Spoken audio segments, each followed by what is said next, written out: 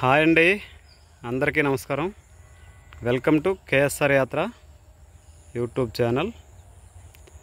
చూడండి, మన బంతిపూలు మొత్తం పూసాక చూపిస్తానని చెప్పాను కదా, బాగా పూసాయండి. ఇవ్వండి, మొత్తం పూలన్నీ అయితే ప్రస్తుతానికి ఇలా ఉన్నాయి.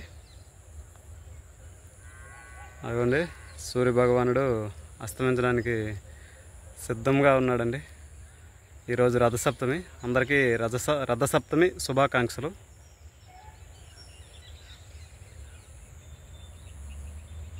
ఇవ్వండి, మన బంతిపూలు ఎలా ఉన్నాయి.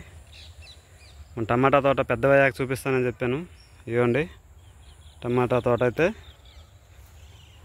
బాగానే ఉంది, కానీ మన కొంచెం తుఫాన్ వలన కొంచెం డ్యామేజ్ అయింది. ఇవ్వండి,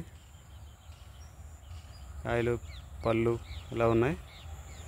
ఈరోజు అయితే ఉదయం 2 కేట్లు టమాటాలు కోసామండి. మార్కెట్కి కూడా వేసేసాను ఆ 2 కేట్లు.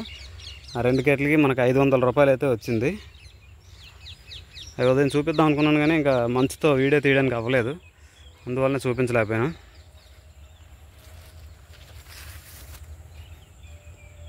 ఇదిగోండి, తోట అయితే ఇలా ఉంది. కొంచెం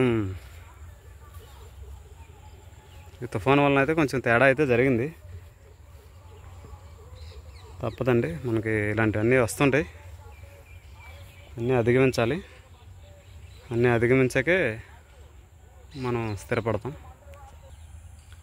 ఇదిగోండి, అక్కడక్కడ పళ్ళు కూడా ఉన్నాయి. ఉదయమే ఏరాము, కానీ ఇంకా ఉన్నాయి పళ్ళు, అక్కడక్కడ ఉన్నాయి. మళ్ళీ రేపు ఏరుకోవాలి. ఇదిగోండి, బంతిపూలు చూడండి, అందంగా నిండుగా ఉన్నాయి. మొత్తం బంతి మొక్కలన్నీ కూడా భలే కాస్తాయండి పువ్వులు అయితే. అదిగోండి,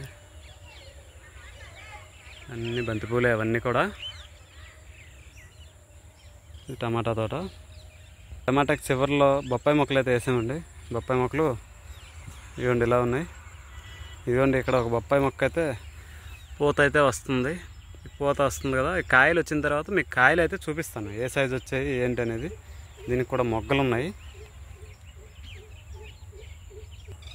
ఇదిగోండి, బొప్పాయి మొక్కలు అయితే ఇలా ఈ చివరంతా మొత్తం 10 మొక్కలు వేసానండి. ఆ చివరి నుండి అలా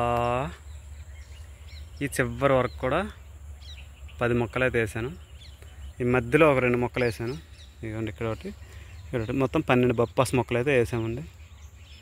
అవి కాయలు కాసిన తర్వాత ఎలా ఉన్నాయి ఏంటనేది చూపిస్తాను. ఈరోజు బంతిపూలు కూడా కోసామండి. బంతిపూలు అయితే ఒక కవర్ అయ్యింది, అంటే దాదాపు 1.5 కేజీ అలా ఉండొచ్చు, 2 కేజీల వరకు ఉంటాయి. అవి అయితే 100 రూపాయలకి అమ్మానండి కవరు. మనం హోల్సేల్ షాప్కే ఇచ్చాం, మనం రిటైల్గా అమ్మలేదు. రిటైల్గా అమ్మితే డబ్బులు వస్తాయని మనం రిటైల్గా అమ్మలేకపోయామండి. ఇవ్వండి, ఇవైతే మిరప మొక్కలు. మిరప మొక్కలు స్టేటస్ అయితే ఇలా ఉంది, అంతా పూత పిండి దశలో ఉంది. ఇదిగోండి, ఈ సాలు కూడా మిరప మొక్కలే, ఇవి కూడా పూత పిండి దశలోనే ఉంది.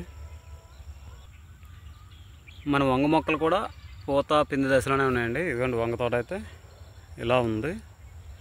ఈ వంగ కూడా దాదాపుగా ఒక 300 మొక్కల వరకు ఉంటాయి. ఇవి ఒకసారిలో 40 మొక్కలు, అంటే 300 మొక్కల వరకు ఉంటాయి. ఇవన్నీ మొత్తం అలాగే ఉంది. మొత్తం పూత మొగ్గ అంతా.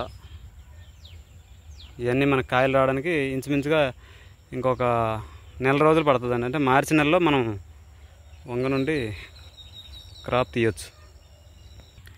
ఇవ్వండి, ఈ వంకాయ అయితే ఈరోజు మన వంగ మొక్కల్లోనే దొరికింది. వంకాయ తెల్ల వంకాయ అండి, మంచి బాగుంది. సైజు అయితే దాదాపుగా ఇది 1/4 కేజీ వరకు ఉండొచ్చు అండి దీని సైజు. మంచి సైజు అయితే వచ్చింది. ఇంకొన్ని కాయలు కూడా దొరికాయి, చిన్న కాయలు, అవి కూడా చూపిస్తాను చూడండి. ఇవ్వండి, ఈరోజు మంచి రోజు కదా, రథసప్తమని ఈ వంగ కూడా కోసేసాము. ఈ 5 వంకాయలు అయితే దొరికాయండి మనకి. ఈ నైట్లో కూర అయిపోతాయి ఈ వంకాయలు అయితే మనకి. ఈ 4 మొక్కలకు దొరికాయండి 5. ఇవ్వండి, ఈ బెండకాయలు అయితే 1/2 కేజీ అవుతాయి. ఈ బెండకాయలు, బెండకాయ 3 అంగుళాలు 4 అంగుళాలు అలా ఉంది. ఒక్కొక్క అయితే 2 అంగుళాలు ఉంది. చిన్న చిన్నవి, అంటే మనకు బెండ మొక్కలు మంచు వల్ల పోయాయి, బెండ మొక్కలు తీసేద్దాం అనుకుంటున్నాం, అందువల్ల ఈ కాయలు తీసాము. ఇవి అయితే సుమారుగా ఒక 1/2 కేజీ అవుతాయండి కాయలు. 1/2 కేజీ కాయలు అయితే అవుతాయి. ఇదిగోండి, లేత కాయలండి, భలే ఉన్నాయి బెండకాయలు. పచ్చివే తినేస్తుంటే అద్భుతంగా ఉన్నాయి.